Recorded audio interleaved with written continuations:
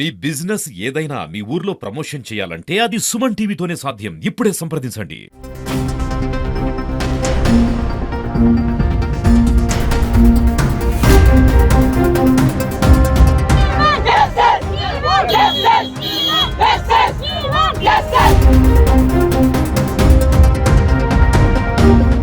కాకినాడ జిల్లా అండి. కాకినాడ జిల్లా తుని పట్టణంలో స్కూల్లో చదువుతున్నటువంటి ఒక 13 సంవత్సరాల అమ్మాయిని స్కూల్ నుంచి ఒక వ్యక్తి సుమారు 62 సంవత్సరాల వ్యక్తి మాయమాట చెప్పి స్కూల్లో కూడా గ్రాండ్ ఫాదర్ని నమ్మించి ఆ అమ్మాయిని తీసుకెళ్ళి ఆ అమ్మాయిని తుని అవుట్స్కట్స్లో తీసుకెళ్ళి లైంగికంగా ఎక్స్పోజ్ చేసినట్టుగా మా దృష్టికి వచ్చింది. వచ్చిన వెంటనే అమ్మాయిని ఎగ్జామ్ చేసి అలాగే అమ్మాయి తల్లిని వారిని రప్పించి కేసు నమోదు చేయడం జరిగిందండి. పోక్సో చట్టం కింద.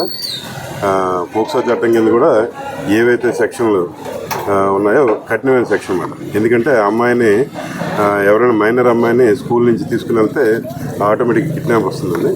అలాగే అత్యాచారానికి సంబంధించిన సెక్షన్లు కూడా వస్తాయి. అవన్నీ కూడా కఠినమైన సెక్షన్ల కింద కేసు నమోదు చేయడం జరిగింది. తర్వాత దర్యాప్తు కూడా వేగవంతం చేసామండి. ఈరోజు సాయంకాలం లోపు ఈ వ్యక్తిని కూడా అరెస్ట్ చేసి కోర్టు ముందు ఉంచడానికి ప్రయత్నం చేస్తున్నాం. దీనికి సంబంధించిన పూర్తి సాక్ష్యాధారాలు కూడా సేకరిస్తున్నాం. తర్వాత కొన్ని సోషల్ మీడియా గ్రూపుల్లోని వేరే చోట పార్టీ పరంగా ఆపాదిస్తున్నారు. ఇది పార్టీ పరమైన ఇష్యూ కాదు. పార్టీ నుంచి ఏ పార్టీ నుంచి కూడా ఎవరు కూడా మా సభ్యుడని చెప్పి ధృవీకరించలేదు.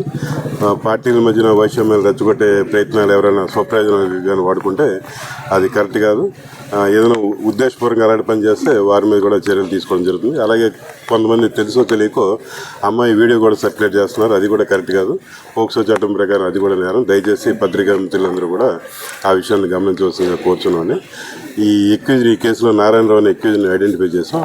ఆయన అరెస్ట్ చేసిన తర్వాత ఈరోజు సాయంకాలం మరొకసారి మీ ముందుకు వచ్చి ఆ వివరాలు కూడా మీ అందరికీ తెలియపరుస్తాం.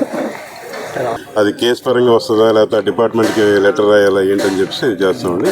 ఈ విషయం కూడా మీరు చెప్పినట్టుగా అధికారుల దృష్టిలో ఉన్నాం.